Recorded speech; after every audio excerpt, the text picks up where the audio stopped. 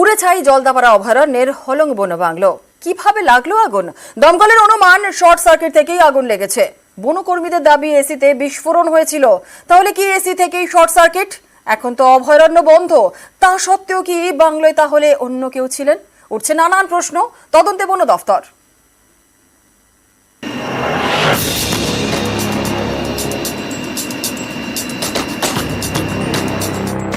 মঙ্গলবার আলিপুরদুয়ারের এই হলং বন বাংলোতেই ভয়াবহ আগুন লাগে। একেবারে ভস্মীভূত হয়ে যায় সরকারি বাংলোটি। আগুন লাগে রাত 9টা নাগাদ। পুরো বাংলোটাই কাঠের, তাই দ্রুত আগুন ছড়িয়ে পড়ে। অল্প সময়েই দাউ দাউ করে জ্বলতে থাকে। কিন্তু এই হলং বন বাংলোয় আগুন লাগলো কিভাবে? প্রাথমিকভাবে আমাদের মনে হচ্ছে যে থান্ডারস্টর্ম এবং একটা বিদ্যুৎ বিভ্রাট চলছে, তো সেই কারণে শর্ট সার্কিট হয়ে থাকতে পারে।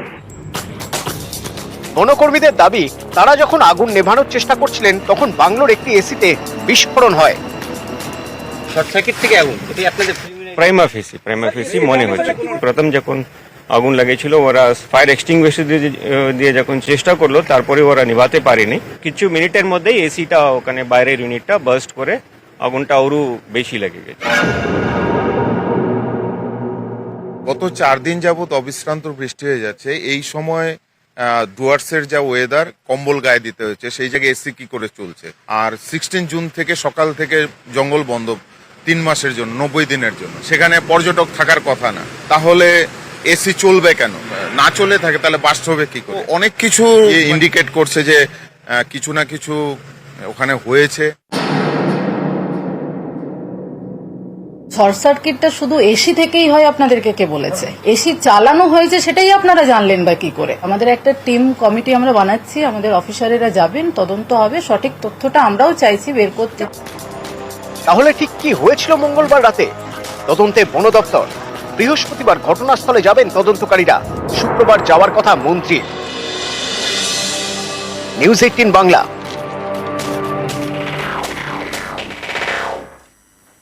সিদ্ধার্থ শঙ্কর রায়, জ্যোতি বসু থেকে মমতা বন্দ্যোপাধ্যায়, সকলেরই অত্যন্ত প্রিয় ছিল এই হলং বন বাংলো। মঙ্গলবার রাতের আগুনে যা ভস্মীভূত, পুড়ে ছাই অনেকের অনেক স্মৃতি।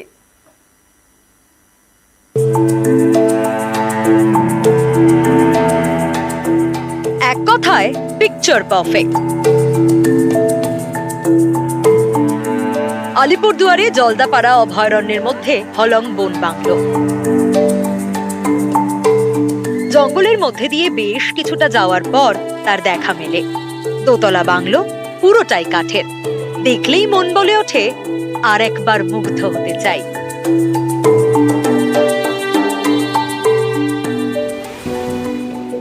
হলং বন বাংলো। ঘরের বাইরে তাকালেই ঘন অরণ্য, অরণ্যের দিন রাত্রি। জঙ্গলের ফাঁক দিয়ে ঘরে এসে গা এলায় রোদ্দুর। জানলার সামনে এসে দাঁড়ালেই অন্য জগৎ।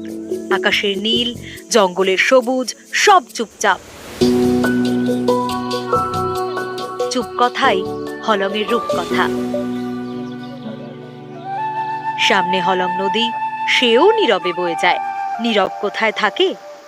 নদীর বাঁকে বাঁকে। নদীর ওপারে সল্ট লেক বা নুনি। বিকেলের দিকে এখানেই নুন চাটতে আসে নানা জন্তু জানোয়ার। বন বাংলোয় বসেই বিকেলে বন্য প্রাণীদের সাক্ষাৎ। হলংয়ে বসে জঙ্গল বুক। 1967 সালে তৈরি হয়েছিল এই হলং বন বাংলো। একে ঘিরে অনেকের অনেক স্মৃতি। মঙ্গলবার রাতে সব পুড়ে ছাই। ফরেস্টের ভেতরে যে আমাদের এখানে হলং বাংলোটা ছিল, ওটা তো বলবো one of the best bungalow ছিল, বিকজ ওখান থেকে আমরা পশু পাখি সব দেখতে পেতাম। মানে আমি এসেছিলাম 2018-তে এখানে হলং বাংলোতে স্টেও করেছিলাম। সকলেরই মন খারাপ। মোমবাতি জ্বালিয়ে বুকে কালো ব্যাজ পরে তাই শোক প্রকাশ। হলং বাংলো আমাদের আবেগের জায়গা, আমরা ছোট থেকে বড় হয়েছি এবং এখানকার পর্যটন তার মেরুদণ্ডই হলো হলং বাংলো। এই হলং বাংলো যখন জ্বলে পুড়ে যায়, এই কাঠামো যখন আস্তে আস্তে ভেঙে ভস্মীভূত হয়ে পড়ে, সেটা আমাদের আবেগকে নাড়া দেয়, সেটা আমাদের হৃদয়কে নাড়া দেয় তার তাগিদেই আমরা পর্যটন ব্যবসায়ীরা আজকে এখানে এসেছি এবং আপনাদের মাধ্যমে সরকারের কাছে আমরা একটা দাবি রাখছি, তারা যেন আগামী সেপ্টেম্বরের সিজন খুলবার আগে পুনরায় এই হলং বাংলোকে তার নিজস্ব অবস্থানে আবার ফিরিয়ে দেয়। নিউজ 18 বাংলা। চা বাগানে বেহাল রাস্তা, চালসায় কাঁচা রাস্তায় দুর্ভোগের এক শেষ। মুখ্যমন্ত্রীর আশ্বাসের পর তৎপরতা, গৌরীগাঁওয়ের রাস্তার কাজ শুরু করেছে পঞ্চায়েত।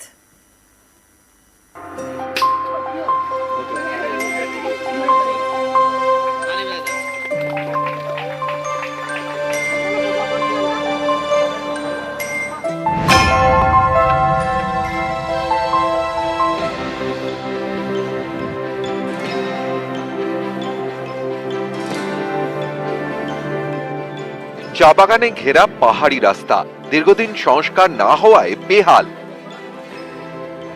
মুখ্যমন্ত্রীর আশ্বাসের পর এই রাস্তারই কাজ শুরু হলো। ফিতে কেটে কাজ শুরু করলো চালসার মাটিয়ালি बाताबाड़ी 1 नंबर ग्राम पंचायत।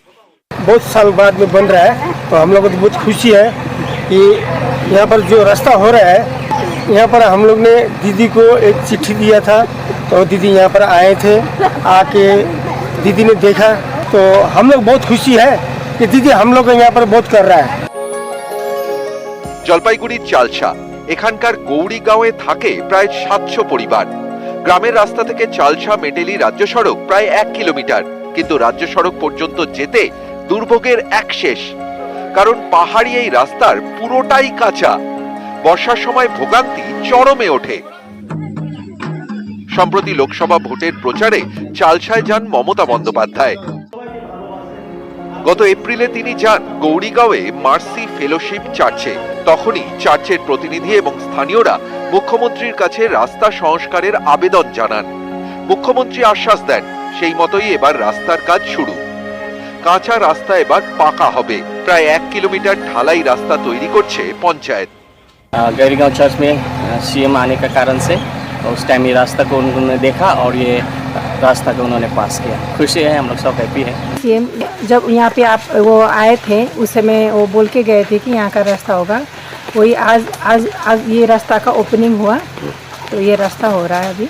অবশেষে ভোট মিটতেই মিটলি গ্রাম পঞ্চায়েতের তরফ থেকে প্রায় 1300 মিটার রাস্তার কাজ শুরু করেছে প্রশাসন, যার ফলে খুশি এলাকার মানুষ। ধন্যবাদ জানিয়েছেন মুখ্যমন্ত্রীকে সাধারণ মানুষের। জলপাইগুড়ির চালসা থেকে রকি চৌধুরী, নিউজ 18 বাংলা। রূপনারায়ণের মাঝে চর, বছরখানেক আগেও এই চরের দুদিকে চলতো দুটো নৌকো। তখন পঞ্চায়েত ছিল তৃণমূলের দখলে, আর এখন বিজেপির হাতে পঞ্চায়েত। এখন চলে একটা নৌকা, ফলে গলা সমান জলে হেঁটেই বাকি নদী পেরোতে হয়। এতে মায়াচরের বাসিন্দাদের দুর্ভোগ চরমে। বিজেপি পরিচালিত পঞ্চায়েতের বিরুদ্ধে সরব হয়ে পথে নেমেছে তৃণমূল। সমস্যার কথা মেনে নিয়েছেন বিজেপির পঞ্চায়েত প্রধানও।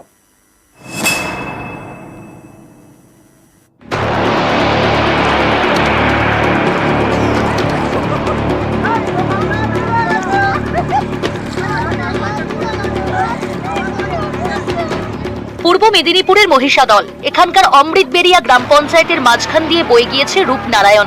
একদিকে অমৃতবেড়িয়া, অন্যদিকে নদীতে ঘেরা মায়াচর। অমৃতবেড়িয়া ও মায়াচরের মধ্যে যাতায়াতের জন্য ভরসা নৌকা করে রূপনারায়ণ পারাপার। কিন্তু সেটা নদীর মাঝে চর পর্যন্ত, চরের পরে আবার নদী, সেখানে বুক সমান জল। এখানে আর নৌকা নেই, তাই বুক সমান জলে হেঁটেই নদী পেরোতে হচ্ছে। এই যে মায়াচরে যখন দেখা যাবে জোয়ার নেমে যায়, জোয়ার নেমে যাওয়ার ফলে যখন চর মাঝখানে হয়ে যায়, তখন নদীকে যে পেরিয়ে যেতে গেলে 1 গলা করে জল হয়ে যায়। আমাদের দীর্ঘদিনের দাবি যে আমাদের এখানে ডবল খেয়া হোক, নাহলে মানুষ যাতায়াত করতে পারছে না। এই দেখা যাবে দুপুরে এই যে খেয়া হয়ে গেছে, আর খেয়া হবে না, আমরা তাহলে বসে থাকতে হবে। এই নিয়ে রুগী নিয়ে যাতায়াত করা খুবই সমস্যা। অমৃতবেড়িয়া গ্রাম পঞ্চায়েত একসময় ছিল তৃণমূলের দখলে। তখন পাড় থেকে নদীর চর পর্যন্ত চলতো একটা নৌকা, তারপর চর পেরিয়ে আরেকটি নৌকায় চেপে যাওয়া যেত উল্টো দিকের পারে। 23-এর পঞ্চায়েত ভোটে অমৃতবেড়িয়া গ্রাম পঞ্চায়েত দখল করে বিজেপি। অভিযোগ, তারপর থেকে চরের দুপারে দুটি নৌকা চালানো বন্ধ হয়ে গিয়েছে। শুধু অমৃতবেড়িয়া থেকে চর পর্যন্ত নৌকা চলে, বাকি নদী হেঁটে পারাপার। এতে স্থানীয়দের ভোগান্তি চরমে। এর প্রতিবাদে বুধবার পথে নামে তৃণমূল কংগ্রেস। প্রথমে অমৃতবেড়িয়া নদীঘাটে বিক্ষোভ, পরে পঞ্চায়েত অফিস ঘেরাও। তাদের দাবি আবারও দুটো নৌকা চালাতে হবে। অমৃতবেড়িয়া গ্রাম পঞ্চায়েত পরিচালনা করে বর্তমানে বিজেপি পরিচালিত গ্রাম পঞ্চায়েত। গ্রাম পঞ্চায়েতের প্রধানকে আমরা সাধারণ মানুষ, জনপ্রতিনিধিরা বারবার আমরা আবেদন করছি, তিনি কোনো কর্ণপাত করছেন না। কারণ এই ফেরি সার্ভিস যিনি ডাক নিয়েছেন তিনি তার দলের লোক, তার জন্যই আজকে আমাদের আন্দোলন।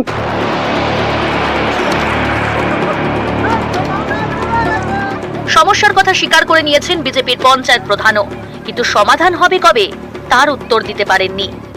যখন আবেদন জানিয়েছিল, নির্বাচন বিধি চলছিল, ডিসিশন নিয়েছিলাম যে জোয়ারের সময় নৌকো ফেরিঘাট চলুক আর ভাটার সময় বন্ধ থাক। কোন রকম ঝুঁকি কিছু আমরা নিতে পারি না, বসে আলোচনা করে যা ডিসিশন হবে তারপরে আমরা জানবো। পঞ্চায়েত প্রধানকে বলেও কাজ হচ্ছে না। এলাকার মানুষজন চাইছেন ব্লক প্রশাসন কিংবা জেলা প্রশাসন হস্তক্ষেপ করে নৌকা সমস্যা দ্রুত মেটাক। ক্যামেরায় সন্দীপ গুড়িয়ার সঙ্গে সুজিত ভৌমিক, নিউজ 18 বাংলা।